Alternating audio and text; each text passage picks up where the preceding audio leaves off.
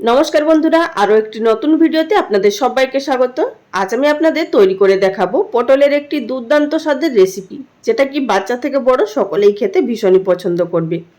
তার জন্য আমাদের এখানে লাগছে দুটো মাঝারি সাইজের পেঁয়াজ পাতলা পাতলা করে কেটে নিয়েছি এখানে 300 গ্রাম পটল, সেগুলোকেও ভালোভাবে পরিষ্কার করে ধুয়ে হালকা উপরের শুধু পাতলা খোসাটাকে চেঁচে নিয়েছি এবং লম্বা লম্বা করে কেটে নিয়েছি। এখানে এক একটা পটল 6 পিস করে নিয়েছি, আর নিয়েছি এখানে একটি বড় সাইজের আলু, সেটিকেও লম্বা করে কেটে নিয়েছি। এবার চলে যাব সরাসরি রান্নাটা তৈরি করার পদ্ধতিতে। গ্যাস ওভেনের উপরে একটি কড়াই বসিয়ে প্রথমে দিয়ে দিচ্ছি এর মধ্যে 1.5 টেবিল চামচ পরিমাণ সর্ষের তেল। অবশ্যই রান্নাটা সর্ষের তেল দিয়ে করবেন, খেতে বেশি টেস্ট হবে। তেল গরম হয়ে যাওয়ার পর এর মধ্যে দিয়ে দিচ্ছি হাফ টিস্পুন পরিমাণ গোটা সর্ষে। এখানে কালো সর্ষেটা ব্যবহার করেছি, চেষ্টা করবেন এখানে কালো সর্ষে ব্যবহার করতে। আর দিয়ে দিলাম এর মধ্যে একটি শুকনো লঙ্কা, দিচ্ছি এর মধ্যে বেশ কয়েকটা কারি পাতা, 8 থেকে 10টা। আপনারা এখানে ফ্রেশ কারি পাতা ব্যবহার করতে পারেন, তাতে করে বেশি ভালো ফ্লেভারটা বেরোবে। এবার এই ফোড়নগুলোকে কয়েক সেকেন্ডের জন্য নাড়াচাড়া করে ভেজে নেব। তারপর এর মধ্যে দিয়ে দিচ্ছি আগে থাকতে কেটে ধুয়ে রাখা পটল এবং আলু। শুধুমাত্র এখানে পটল আলুটাই এই পর্যায়ে ব্যবহার করতে হবে, পেঁয়াজ আমি পরে ব্যবহার করব, সেটা আপনাদের দেখিয়ে দিচ্ছি। আর তার সঙ্গে কি কি উপকরণ ব্যবহার করব সেটাও আপনাদের পরে দেখিয়ে দেব। এবার গ্যাসের ফ্লেম মিডিয়াম টু হাইতে থাকা অবস্থাতে পটল আলুটাকে মিনিট খানিকের জন্য নাড়াচাড়া করে নিলাম। এখন এর মধ্যে দিয়ে দিচ্ছি পরিমাণ মতো হলুদের গুঁড়ো বা হাফ টিস্পুন হলুদের গুঁড়ো, দিয়ে দিলাম স্বাদ অনুযায়ী নুন বা হাফ টিস্পুন পরিমাণ নুন। এবার এই দুটো উপকরণগুলোকে ভালোভাবে নাড়াচাড়া করে শুধু মিশিয়ে নেব। বন্ধুরা, এছাড়াও আমার চ্যানেলে প্রচুর নতুন রেসিপি আপলোড করা আছে, আপনারা চাইলে দেখে নিতে পারেন। আশা করি আপনাদের সেই সমস্ত রেসিপিগুলো ভালো লাগতে পারে। নিচে আমি ডেসক্রিপশন বক্সে কিছু লিংক দিয়ে দেবো, আপনারা চাইলে সেগুলো দেখে নিতে পারেন। এবার বন্ধুরা, আলু পটলটা খুব ভালোভাবে এখানে মিশিয়ে দেওয়া হয়ে গেছে নুন হলুদের সঙ্গে। এখন এটিকে গ্যাসের ফ্লেম একেবারে লোতে করে দিয়ে ঢাকা দিয়ে রান্না করে নেব প্রায় 5 মিনিট মতো। ফিরে এলাম 5 মিনিট পর। এবার ঢাকাটা তুলে নিচ্ছি আর এখানে একটু হালকা হাতে নাড়াচাড়া করে নেব।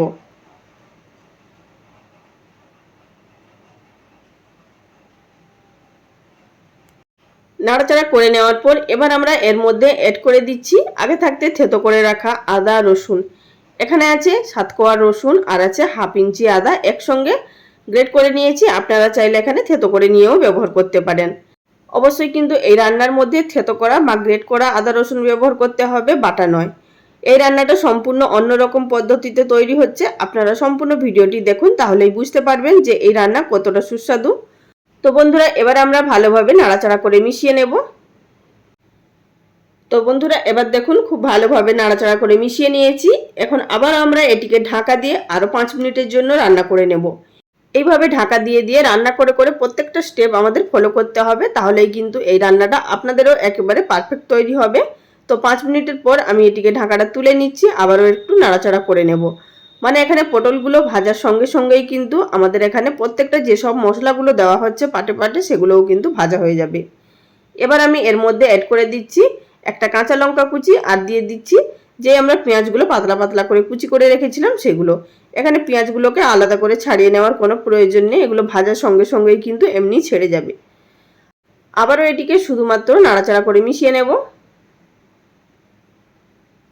তো বন্ধুরা, আবারও এটিকে নাড়াচাড়া করে মিশিয়ে নেওয়ার পর এবার আমি এর মধ্যে অ্যাড করে দিচ্ছি একটি মাঝারি সাইজের টমেটো, সেটিকে একেবারে পাতলা পাতলা করে কেটে নিয়েছি। আশা করি আপনারা দেখে বুঝতে পারছেন ঠিক কতটা পাতলা করে কেটে নিয়েছি। ঠিক এইভাবেই আমাদেরকে কেটে নিতে হবে। আবারও এটিকে নাড়াচাড়া করে মিশিয়ে নেব এবং ঢাকা দিয়ে আরও 3 থেকে 4 মিনিট মতো রান্না করে নেব। বন্ধুরা, আমাদের এখানে রান্নাটা তৈরি হতে প্রায় সময় লাগবে 20 মিনিট মতো টোটাল। এর মধ্যেই কিন্তু খুব সুন্দরভাবে রান্নাটা তৈরি হয়ে যাবে, যেহেতু এখানে আলু পটলগুলো একেবারে পাতলা পাতলা করে কাটা আছে। তো আমাদের এখানে দেখতেই পাচ্ছেন রান্নাটা প্রায় সম্পূর্ণ হয়ে এসছে। এখানে টমেটোগুলোও সেদ্ধ হয়ে গেছে এবং আলু পটলও ভাজা হয়ে গেছে এবং পেঁয়াজও ভাজা হয়ে গেছে। তবে কিন্তু আমাদের এখানে রান্নাটা সম্পূর্ণ তৈরি হয়নি এখনো। এবার আমি এর মধ্যে অ্যাড করে দিচ্ছি হাফ টিস্পুন পরিমাণ ঝালের জন্য লঙ্কা গুঁড়ো, দিয়ে দিচ্ছি এর মধ্যে হাফ টিস্পুন পরিমাণ জিরে গুঁড়ো, দিয়ে দিচ্ছি এর মধ্যে হাফ টিস্পুন পরিমাণ ধনে গুঁড়ো, আর দিয়ে দেবো এর মধ্যে সবশেষে হাফ টিস্পুন পরিমাণ কাশ্মীরি লঙ্কার গুঁড়ো। এটি কালারের জন্য ব্যবহার করলাম, আপনারা না চাইলে নাও ব্যবহার করতে পারেন। আর দিয়ে দিচ্ছি সামান্য পরিমাণ জলের ছিটা, এতে করে এই গুঁড়ো মশলাগুলো যাতে পুড়ে না যাবে। আর আগে থাকতে কিন্তু এই গুঁড়ো মশলাগুলো ব্যবহার করবেন না, তা না হলে কিন্তু গুঁড়ো মশলাগুলোর টেস্ট একেবারে নষ্ট হয়ে যাবে, মানে পুড়ে যাবে। আমাদের যেহেতু এই রান্নাটা ভাজা ভাজা করা হবে, তাই এর মধ্যে আগে থাকতে গুঁড়ো মশলা ব্যবহার করবেন না, ঠিক এই পর্যায়ে কিন্তু ব্যবহার করতে হবে। আবার এটিকে নাড়াচাড়া করে মিশিয়ে নেব। 2 থেকে 3 মিনিট মতো একেবারে লো ফ্লেমে ভাজতে হবে।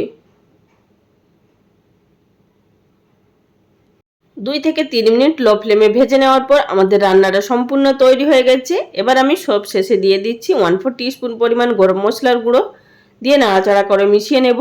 আর আপনারা চাইলে এখানে ধনেপাতার কুচিও ব্যবহার করতে পারেন, তাতেও কিন্তু খুবই ভালো হবে। বন্ধুরা, যারা পটল ভাজা বা পটলের রেসিপি খেতে চান না, তারা অবশ্যই এই রেসিপি একবার তৈরি করে খান, তারপর আমাকে কমেন্ট করে জানাবেন আপনাদের কেমন লেগেছে। বন্ধুরা, আপনাদের আমি কথা দিচ্ছি এই রেসিপি অপূর্ব টেস্ট হয় খেতে। আর যাদের বাড়ির বাচ্চারা পটল খেতে একদমই পছন্দ করে না, তাদেরকে যদি এইভাবে তৈরি করে দেন, তারা কিন্তু অবশ্যই চেটেপুটে খেয়ে নেবে, আপনাদের এইটুকু কথা দিচ্ছি। তো বন্ধুরা, এবার আমি একটি সার্ভিং প্লেটের মধ্যে সার্ভ করে নিচ্ছি। তাহলে আজকের রেসিপি আপনাদের কাছে কেমন লাগলো অবশ্যই লাইক কমেন্ট করে জানাবেন। আজ এই পর্যন্ত। আগামী দিন কোনো এক নতুন রেসিপি নিয়ে আবারও হাজির হয়ে যাব। সবাই ভালো থাকবেন। ধন্যবাদ।